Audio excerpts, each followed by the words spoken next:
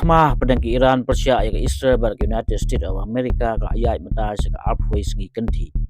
ka United States of America ka pan kre mata ban pha spai dureu kumba a hajar ngutam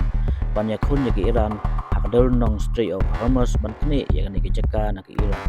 ka kum kubor United States ka pan kre ban pha ya ke Marine Expeditionary Unit ke balai puai ya ke Strait of Hormuz ban dakhor ya ke jaka ka badai ganti ban penya ya ke jihad kit yang patai hadin bak Iran ka khang ban ya ki chat ki umpniang hadin bara ya khon yak thama Persia ya USA bak Israel